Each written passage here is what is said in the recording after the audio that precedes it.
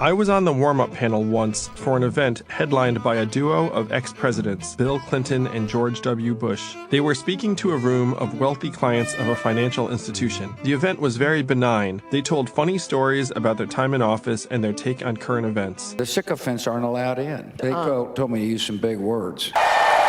The two had clearly become very friendly. Afterward, the assembled clients got in line for a photo op with the two smiling ex-presidents.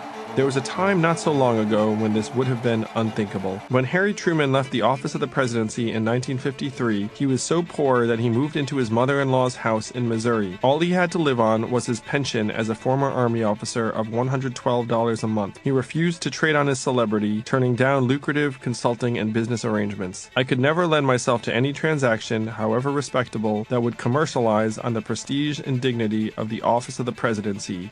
I don't know if that makes any sense. For a long time, former presidents tended to recede from public and commercial life. This practice started changing with Gerald Ford joining the boards of American Express and 20th Century Fox after leaving office in 1977. I'm Gerald Ford, and you're not. It has mushroomed ever since. Bill Clinton has amassed $105 million in speaking fees since leaving office. George W. Bush has collected a relatively modest $15 million. The going rate for one of the former presidents is $150,000 to $200,000 for a speaking engagement plus various expenses. Is it possible that even a president might go easy on various parties because he or she might be getting paid $200,000 or even $400,000 to speak to them a few years later? One of the reasons why we've lost our way as a society is that the market has overrun our leaders. And it's not just presidents. Elites in general have gotten too cozy. We all went to the same colleges, have children in the same prep schools, live in the same neighborhoods, attend the same conferences and social functions, and often get paid by the same companies. There's a very powerful set of incentives to get along. In order for humanity to trump capital, the state must represent the public interest above all. The goal should be to create a leadership class that can welcome the hatred of others with no fear of getting frozen out of opportunities afterward. We should start at the top. We should give presidents a raise from their current $400,000 to $4 million tax-free per year.